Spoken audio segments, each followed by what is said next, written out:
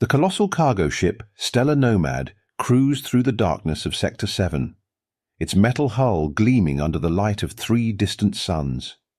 "Captain, long-range scanners are picking up something strange," announced Navigator Krex, his 4 compound eyes rapidly processing the data streams flowing across his console. Captain Lyra Voss stood from her command chair, her bioluminescent skin pulsing with a mix of blue and amber, a clear sign of concern for those who knew how to read Luminian expressions. "Define strange, Krex." The words had barely left her lips when the ship lurched violently. "Oh, you have got to be kidding me!" Security Chief Talon cursed, his scaled tail whipping in agitation as red warning lights flooded the bridge. 3 vessels just dropped out of quantum space. Crimson Talon configuration." "Pirates." Captain Voss spat the word like it was poison. "Alert all hands. Battle stations." The Stellar Nomad's corridors erupted in chaos as crew members rushed to their emergency positions. Through the ship's viewports, 3 predatory-looking vessels painted in blood-red streaks circled like vultures, their weapon systems already charging. The first blast caught them in the starboard engine housing. Inside the engine room, Chief Engineer Zara 9 stumbled as her robotic legs struggled to compensate for the impact. "Status report," she demanded, her synthetic voice cutting through the cacophony of alarms. "Multiple hull breaches in sections 12 through 15, someone shouted. "Primary power coupling is critically damaged." Another hit rocked the ship. This time the lights flickered ominously before switching to emergency power. The acrid smell of burning circuitry filled the air as smoke began pouring from several control panels. Up on the bridge, Captain Voss watched in horror as system after system began failing. "Krex, get me emergency power to the shields. Talon, return fire. Target their lead ship's weapon systems." "Captain," Krex's voice wavered, all 4 eyes now showing signs of panic. "The quantum drive is destabilizing. If we take another direct hit—" The ship shuddered again as another volley of enemy fire found its mark. Warning klaxons screamed through every deck as the quantum drive's containment field began to fluctuate dangerously. "We've lost control of the primary systems." Zara 9's voice crackled over the comm. "The safety protocols are failing faster than I can reroute them." The bridge crew watched in helpless horror as the pirates' ships moved into position for what would surely be the killing blow. Captain Voss's skin now pulsed a deep, dangerous red as she realized they were running out of options. "All hands prepare for emergency protocols," she commanded, her voice steady despite the chaos. "This is not a drill. I repeat, this is not—" The rest of her words were cut off by an explosion that sent several crew members flying across the bridge. Through the smoke and sparks, Talon's voice rang out with words no one wanted to hear. "Captain, we've lost containment in Engineering Section C, and there are crew members trapped inside." Marcus Cole wiped the sweat from his forehead as he sprinted through the chaos of Deck C, his heavy boots thundering against the metal flooring. The ship's latest impact had knocked out communications in this section, leaving him cut off from the bridge. Not that it mattered.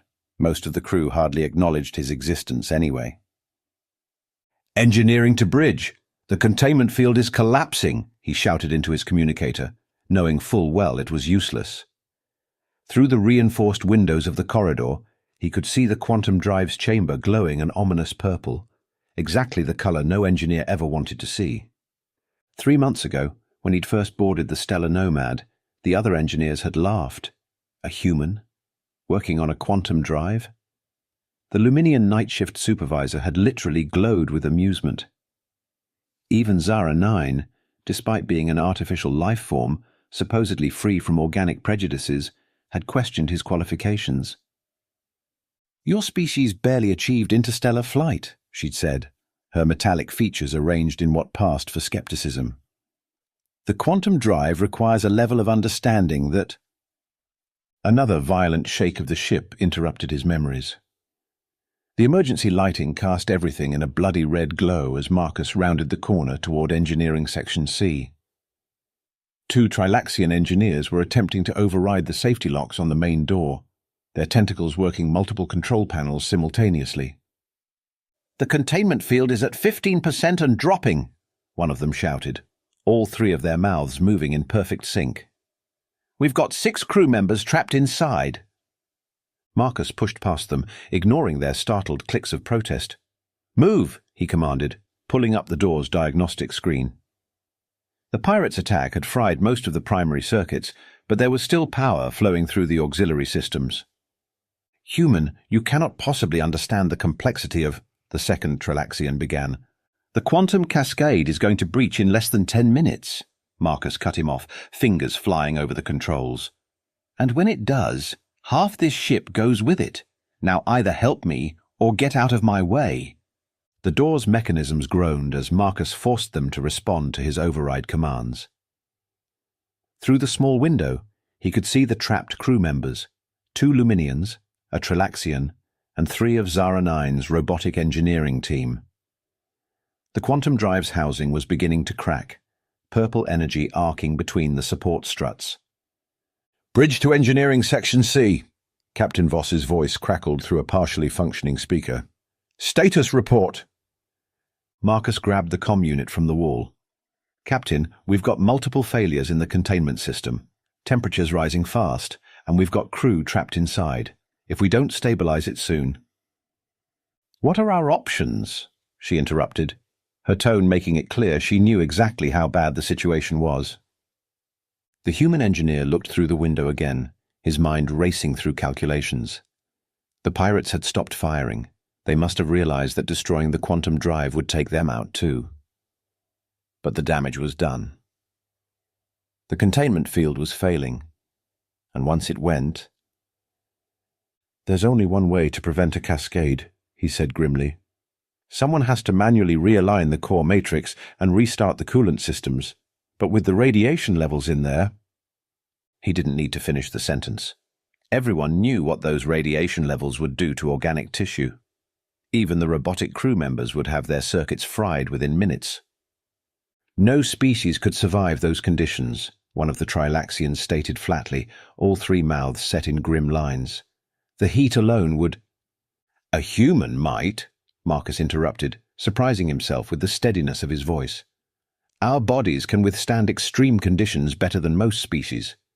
It's why they call Earth a death world."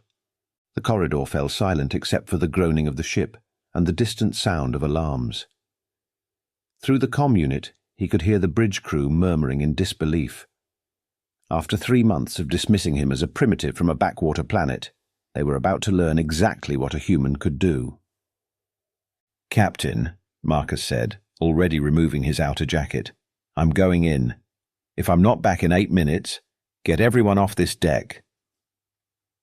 Before anyone could protest, he began entering the override sequence for the door's emergency release. The trapped crew members pressed themselves against the far wall, their faces showing a mix of desperation and disbelief as they realized what the human was about to attempt. The quantum drive chamber had become an inferno. Purple energy crackled across the walls like lightning, while waves of heat distorted the air. Through the observation window, the gathered crew watched as Marcus input the final sequence to open the door. "This is suicide," Security Chief Talon growled, having arrived with a team of his strongest officers. "The Craxis tried to enter. Their enhanced armor melted in seconds." He gestured to the scorched marks on the floor, evidence of their failed rescue attempt.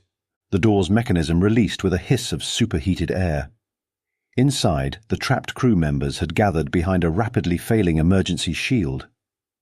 One of Zara 9's robotic engineers was already showing signs of system failure, its metallic body glowing red from the heat. "The core temperature is approaching critical," Zara 9's voice echoed through the corridor. "Containment field at 8% and dropping. We have less than 6 minutes until total system failure." Marcus took a deep breath, checking the seals on his makeshift heat shield. Nothing more than a reinforced maintenance panel he'd grabbed from the wall. "If I can reach the manual override, I might be able to redirect power to the emergency coolant systems." "Might?" Captain Voss's voice crackled through the comm. Her skin was now pulsing a deep purple, a color Marcus had never seen from a Luminian before. "Engineer Cole, even if you survive the heat, the radiation levels will kill me slowly instead of quickly, I know." Marcus managed a grim smile. But humans are stubborn that way. We don't die easily. Another surge of energy from the quantum drive sent everyone stumbling. One of the trapped Luminians screamed as their emergency shield flickered, allowing a blast of heat through. Their skin flashed from blue to white in panic. 4 minutes until cascade failure, Zara 9 announced. The radiation levels are exceeding all safety parameters. 2 more Craxis security officers arrived, their massive armoured forms filling the corridor. "We'll try again," one rumbled, checking his enhanced shield system. "Our new shields might—" "No time," Marcus cut him off. "Your shields will fail just like the last ones. Besides," he added with a bitter laugh, "you all think humans are fragile. Let me prove you wrong." The quantum drive surged again. Through the door, Marcus could see the main control panel. It seemed impossibly far away, on the other side of what had become a literal hell. The trapped crew members pressed themselves further against the far wall as another section of their shield began to fail. 3 minutes! Zara 9's voice had taken on an unfamiliar edge of panic. "The cascade is accelerating." Captain Voss's voice came through again, clearer this time. "All non-essential personnel, evacuate immediately. Security team, fall back to safe distance. Engineer Cole—" She paused. "Good luck." Marcus nodded, though she couldn't see him. The corridor quickly emptied, leaving only Talon and the 2 Craxis officers nearby. The security chief's scaled tail twitched with nervous energy. "What are our chances if he fails?" Talon asked over the comm. "Total quantum cascade would destroy everything within a 5-kilometer radius," Zara 9 replied grimly. "The stellar nomad would be torn apart at the atomic level." Marcus adjusted his grip on the maintenance panel shield. The heat coming through the door was already intense enough to make his eyes water. Behind him, he heard one of the Craxis officers muttering a prayer in their native tongue. 2 minutes until cascade, Zara 9 announced. Core temperature approaching absolute critical. Inside the chamber, one of the robotic engineers collapsed, its systems completely fried by the combination of heat and radiation. The others tried to maintain their shield, but it was clearly failing. The quantum drive's housing was now covered in a web of purple energy, each crack spreading like a glowing wound. Marcus took one final look at the scene before him. The distance to the control panel seemed to stretch forever through the superheated air. The trapped crew members stared at him, with expressions ranging from desperation to disbelief. Even the Craxis officers, members of one of the galaxy's strongest species, stood in silent awe of what he was about to attempt. "Captain," he said into his comm, "if this works, I expect a raise." Then, before his courage could fail him, Marcus Cole stepped into hell. The first step into the quantum drive chamber felt like walking into a blast furnace. The maintenance panel barely deflected the waves of heat as Marcus pushed forward, his boots sticking slightly to the melting floor with each step. The trapped crew watched in stunned silence as the human advanced through conditions that had defeated even the mighty Craxis. "Core temperature continuing to rise," Zara 9's voice crackled through the failing comm system. 90 seconds until cascade." Marcus gritted his teeth, forcing himself to keep moving. Each breath felt like inhaling fire. Sweat evaporated instantly from his skin, and he could feel his exposure suit beginning to bubble and crack. The quantum drive pulsed again, sending a wave of purple energy crackling across the ceiling. "Cole!" Captain Voss's voice cut through the roar of the failing drive. "The primary coolant lines are completely ruptured, even if you reach the controls." "Already figured that out, Captain," Marcus grunted, stumbling as another surge rocked the chamber. "But the secondary maintenance system runs through the floor. Independent cooling." His words were interrupted by a cry of pain as a burst of energy caught his left arm. The maintenance panel shield was starting to warp, its edges glowing red-hot. 20 more steps to the control panel. 15, 10. Through the observation window, the crew watched in astonishment. "He's actually doing it," Talon whispered, his scales shifting color in amazement. "The human is actually—" 60 seconds! Zara 9 interrupted. "Marcus, whatever you're planning—" "Shut up!" And let me think, Marcus shouted, finally reaching the control panel. His fingers, protected only by his rapidly deteriorating gloves, flew across the controls. The quantum cascade. It's like a wave, right? We can't stop it, but we can redirect it. That's impossible, one of the trapped Luminians called out. The energy has to go somewhere. Exactly, Marcus grinned through the pain, pulling off his melting glove to access the manual override. And I know exactly where to send it. The crew watched in confusion as Marcus began rerouting power through the secondary systems. His exposed skin was beginning to blister, but his hands remained steady. The pirates, he explained through gritted teeth. Their ships are still in formation, perfect position to catch the backwash if I can reverse the flow. 45 seconds, Zara 9 announced. Marcus, the radiation levels. Mean I'm already dead, he finished for her, punching in the final sequence. So let me do this my way. The quantum drive's housing groaned as Marcus forced it to accept the new power configuration. Purple energy began flowing in reverse, creating a vacuum effect that pulled at everything in the chamber. The trapped crew members pressed themselves harder against the wall as loose equipment went flying. 30 seconds. Zara 9's voice was almost lost in the growing roar. Marcus braced himself against the control panel, fighting against the pull of the reversing quantum field. His skin felt like it was on fire, and black spots danced at the edges of his vision. But his fingers continued their work, forcing the ship's systems to bend to his will. "The pirates!" Talon shouted suddenly. "Their ships! They're being pulled in!" Through the chamber's external viewport, Marcus caught a glimpse of the 3 pirate vessels struggling against an invisible force. Their engines flared desperately as the quantum backwash began to tear at their hulls. 15 seconds, Zara 9 called out. "Marcus, the containment field is about to— Now!" Marcus slammed his hand down on the final control, redirecting every bit of power the ship had left into the secondary coolant system. Icy vapor burst from the floor panels as supercooled liquid nitrogen flooded the chamber. The quantum drive howled in protest as cold met hot in an explosive clash of energies. Marcus was thrown backward, skidding across the now freezing floor. Through a haze of pain, he saw the purple energy swirling faster, forming a tunnel that stretched out toward the pirate ships. 5 seconds. Zara 9's countdown continued. 4, 3. The pirate vessel's shields failed simultaneously. The quantum backwash hit them like a tidal wave of pure energy, tearing their hulls apart in a spectacular display of destruction. The resulting explosion sent a shockwave through space that rocked the stellar Nomad like a toy boat in a storm. Then, as suddenly as it had begun, everything went quiet. "Quantum cascade averted," Zara 9 announced, her synthetic voice showing rare emotion. "Core temperature stabilizing. The pirates' ships have been completely destroyed." Marcus lay on the floor, every nerve ending screaming in agony. Through blurred vision, he saw the trapped crew's emergency shield finally fail, but it no longer mattered. The chamber's temperature was dropping rapidly, frost forming on the walls where superheated metal had glowed moments before. "That," he managed to croak, "was some quick thinking, wasn't it?" The trapped crew stared at him in disbelief.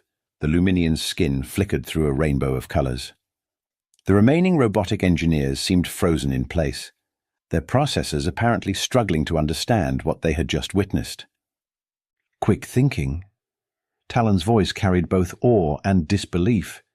"You just weaponized a quantum cascade failure and used it to destroy 3 pirate ships. That's not quick thinking. That's insane." "Same thing. Where humans come from." Marcus tried to laugh, but it turned into a cough. His skin felt too tight, and he could taste blood in his mouth. The radiation exposure was already taking its toll. The emergency doors slid open as rescue teams rushed in, led by Captain Voss herself. Her skin pulsed with colors Marcus had never seen before: concern, amazement, and something else he couldn't quite identify. "Get him to medical," she ordered, her voice carrying an edge of both command and concern. "And someone find our doctor. Tell him to bring everything he has for radiation treatment." As the rescue teams reached him, Marcus managed a weak smile.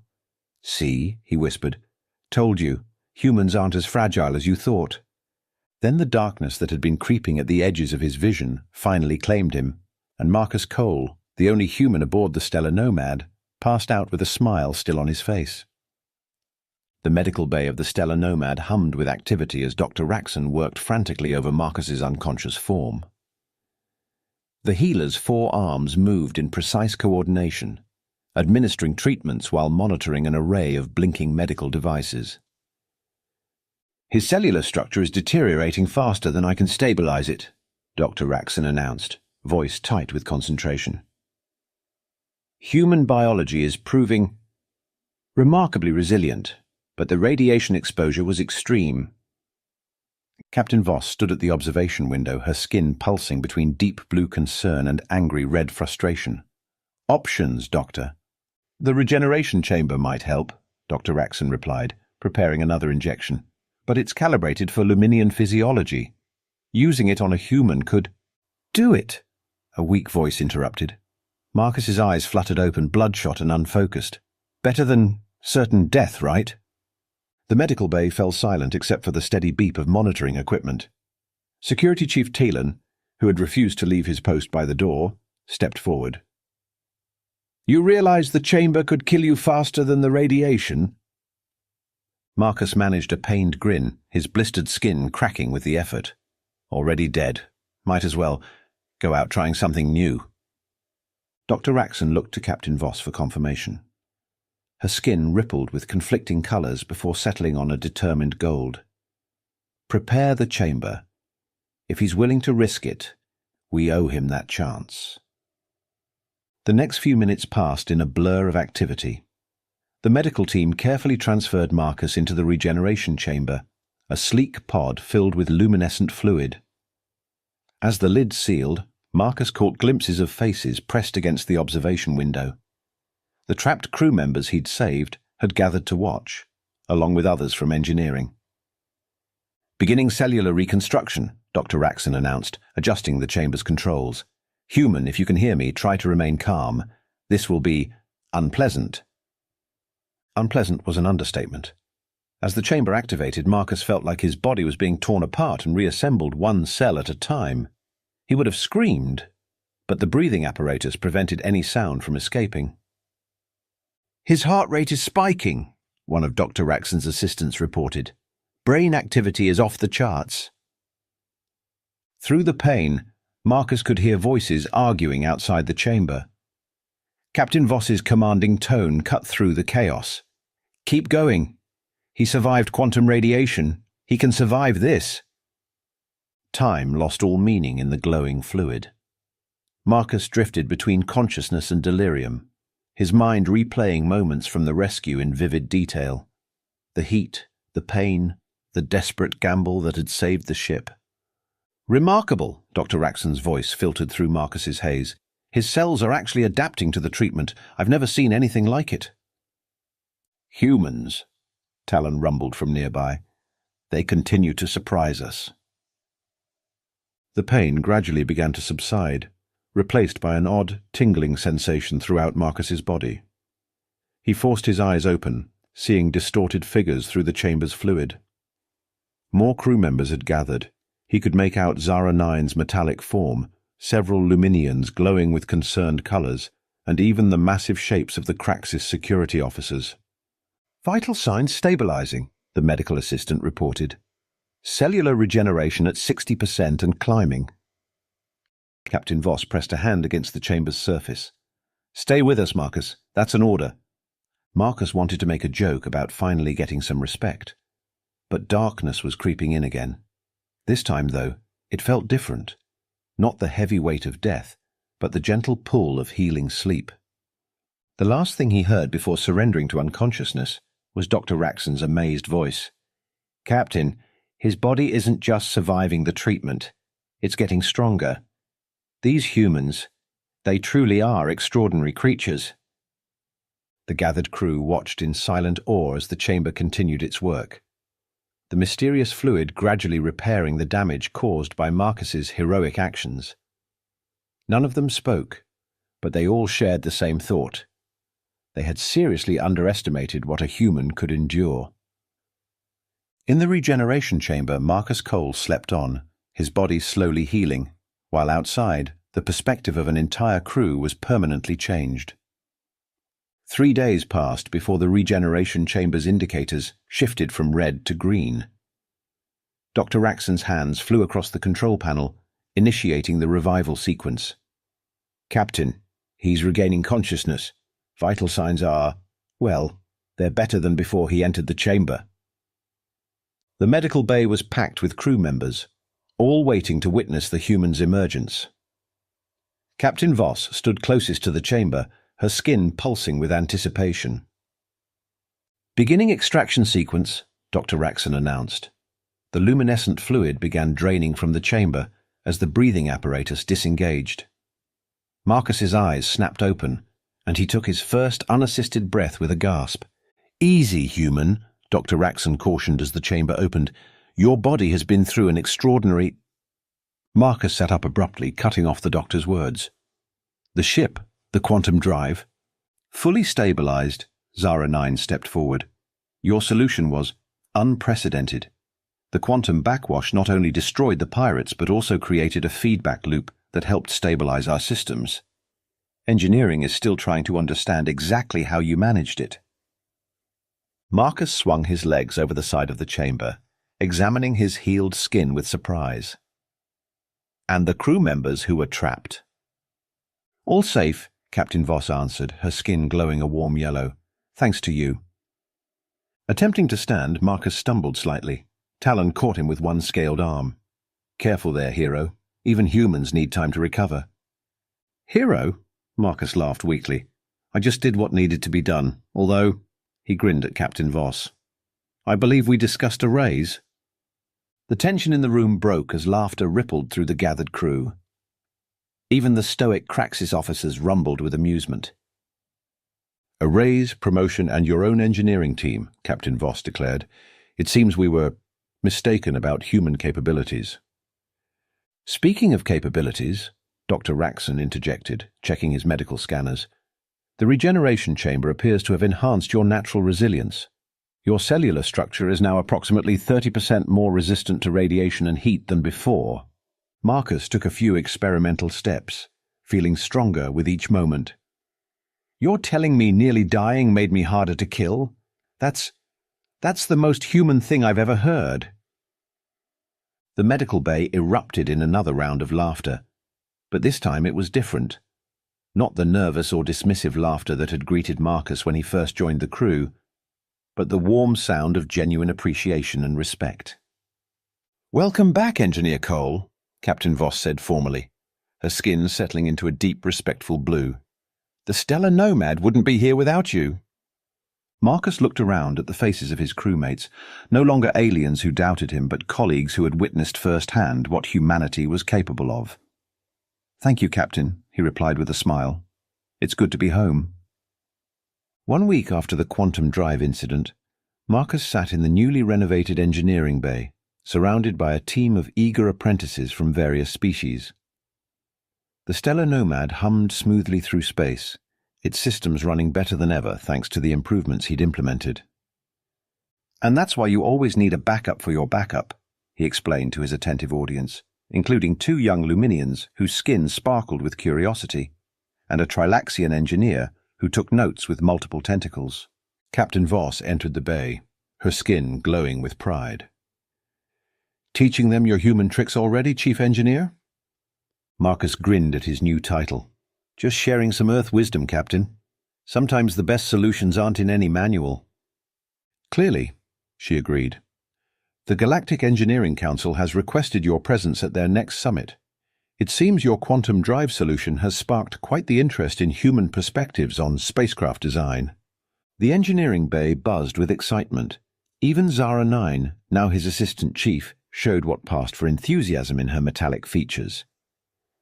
"Perhaps," she suggested, "we should consider recruiting more humans to the fleet."